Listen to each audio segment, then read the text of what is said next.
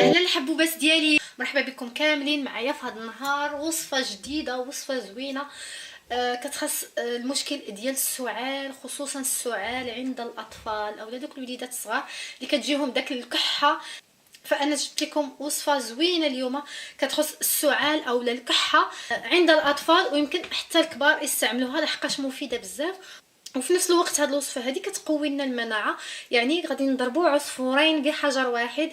كاملين كنعرفوا ان هذا الوقت هذا كيكثر فيه الكحه اولا السعال بعوامل تاع الجو والبرد، وهذا كنكونوا سخان كنوليو نبردوا هكا، يعني هذا المشكل هذا كيكثر. وحنا الكبار كنستحملوا، ولكن الصغار مساكن ما كيستحملوش. بالنسبه لهذه الوصفه هذه فهي مجربه وفعاله 100%، لحقاش انا بنفسي كنديرها لبنتي. بالنسبه لهذه الوصفه هذه نعطيكم نصيحه بالنسبه للناس اللي عندهم مشكل تاع الضغط نازل او لا طونسيون كتكون نازله، يحاولوا يتفاداوها لان فيها هذا الثوم، والثوم كيهبط الضغط. لان حتى انا عندي هذا المشكل هذا، فما كنستعملهاش، كنديرها لبنتي. يعني هذه الوصفه هذه مجرباها لبنتي، وكيف قلت لكم ناجحه 100%، كتنفعها خصوصا فاش كيكون عندها مشكل تاع الكحه اولا. فهاد الوصفه هذه كونوا متاكدين انها غادي تبان لكم النتيجه من اول استعمال. داك الكحه غادي تبدا تخفاف، يعني ما غتبقاش مجهده، والاستعمال ديال هذا غادي يكون بالليل يعني باش الجسم ديالو يستافد منه.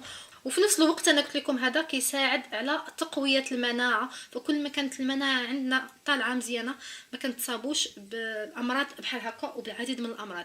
المهم ما غاداش نزيد نطول عليكم اكثر. بالنسبه للي جداد معايا اولا كيزوروني لاول مره في القناه، غادي نقول لكم مرحبا بكم، مرحبا بكم معايا في هاد القناه ديالكم اللي كتجيب الوصفات الطبيعيه.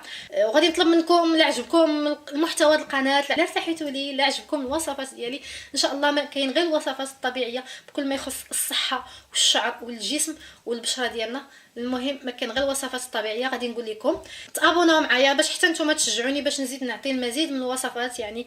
وما تنساوش تفعلوا الجرس داك السريسير صغيور باش هكا توصلوا بكاع الوصفات الطبيعيه، لان ان شاء الله انا ديما كنحط وصفات طبيعيه. فمرحبا بكم كاملين، وكنشكركم سواء ابونيتو سواء ما درتوهاش.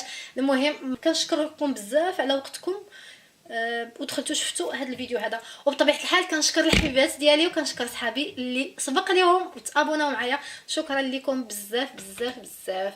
دابا غادي ندوزو نشوفوا الوصفه ديالنا.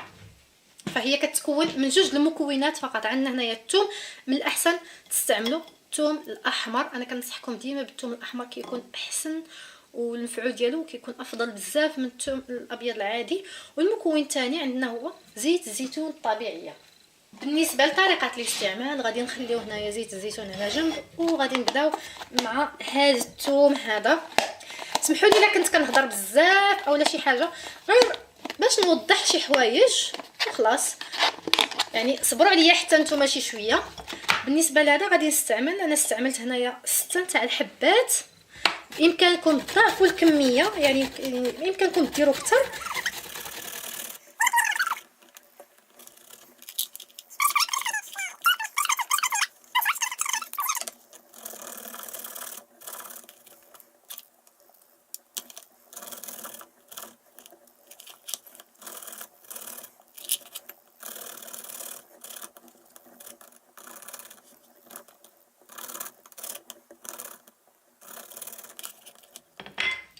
انتما كتشوفوا من بعد ما حكينا هاد الثوم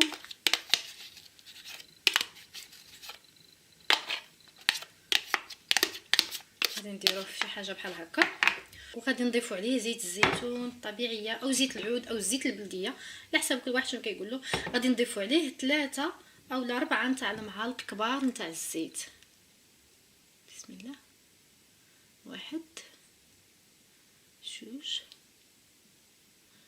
3 دير 4 درت 4 د المعالق كبار انتما كتشوفوا. غادي نخلطوا غير واحد شويه، وغادي نخليو هاد الثومه ديالنا هادي ترتاح في هاد الزيت لمده 4 أو 5 سوايع على الاقل. ومن بعد غادي نرجعوا باش نكملوا الوصفه ديالنا. غادي نقول لكم واحد الحاجه، والله راه هاد الوصفه هذه راها مجرباها، راه قلت لكم انا مجرباها لبنتي وكتنفعني بزاف فاش كتكون فيها داك السعال اولا داك الكحه، راها كتنفعني. راه من النهار الاول يعني من الليله الاولى كتبان لي كتنقص لها داك الكحه، يعني كتبدا تنعس مرتاحه. وغير يعني غير جربوها وردوا عليا الخبار، وما تنساونيش في التعاليق وفي اللايكات، وانا متاكده راه الا جربتوها غادي تعجبكم، لحقاش كيف قلت لكم راها مجربه ومضمونه 100%. ان شاء الله غادي تفيدكم وغادي تفيد الوليدات ديالكم، وهذا ما غاديش يبقى داك المشكل تاع الكحه. وكيف قلت لكم حتى الكبار ممكن يستعملوها. المهم من بعد ما غادي تدوز 5 السوايع، انا دابا غادي نقول لكم طريقه الاستعمال وغادي نخليها ترقد هكا، تبقى لي واحد 5 السوايع في هذا الشيء هذا. المهم من بعد ما دوز 5 السوايع غادي ناخذ مصفات بحال هذا الشكل هكا، وغادي نصفيو هاد الزيت من الثوم، يعني غادي نصفيوها، غادي نحيدوا الثوم وغادي نحتفظوا غير بالزيت. ومن بعد داك الشيء كل ليله، يعني طريقه الاستعمال كل ليله غادي ناخذوا معلقه كبيره من هذا الزيت بطبيعه الحال. من بعد ما نصفيوه ما غاديش يكون فيه هذا الثوم هذا، غادي ناخذوا معلقه كبيره من هذا الزيت هذا ونعطيوها للطفل او الاطفال ديالنا، اولا على حساب اللي عنده المشكل هذا، يعني اللي مريض بهذا الكحه اولا بالسعال، سواء ولدك اولا بنتك اولا حتى الكبار كيف قلت لكم ممكن تستعملوها. الا كان غادي ناخذوا معلقه كبيره من هذا الزيت هذا ويتناولوا المريض، وان شاء الله ربي يجيب الشفاء. وهاد المعلقه هذه تاخذ بالليل، يعني قبل النعاس، قبل ما نعسو، يعني قبل النوم، باش الجسم يستافد من هذا الزيت هذا. وبطبيعه الحال تغطاو مزيان، يلبسوا مزيان. هادشي علاش قلت لكم قبل النوم، لان قبل ما نعسو غادي ناخذوا هذه وندخلوا في الفراش نتغطاو ونتكمسوا مزيان، ما غاداش يعاود يضرب البرد. بالنسبه للناس اللي الصباح ما غيخرجوش او لا، ممكن يعاودوا يستعملوا معلقه كبيره قبل الافطار من هذا الشيء هذا.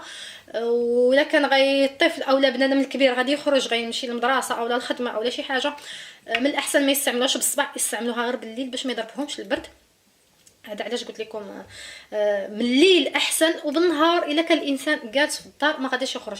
اسمحوا لي كنزيد ناكد في الهضره، لان كيكونوا بعض الاسئله من هذا الشيء هذا، هذا علاش كنبقى ناكد على شي حوايج بحال هكايا. وبالنسبه لهاد الوصفه هذه كداوموها حتى كيجيب ربي الشفاء، يعني بعد واحد الايام ممكن تداوموها باش تبان لكم واحد النتيجه. هي راه كيف قلت لكم من الاول كيبدا الانسان كيتفاجئ شي شويه. بالنسبه لهاد الزيت والثوم راه ممكن الانسان يستعمله كمقوي للمناعه، يعني من غير انه كيحارب السعال، يعني كيحارب الكحه، فهو مقوي للمناعه بواحد درجه كبيره.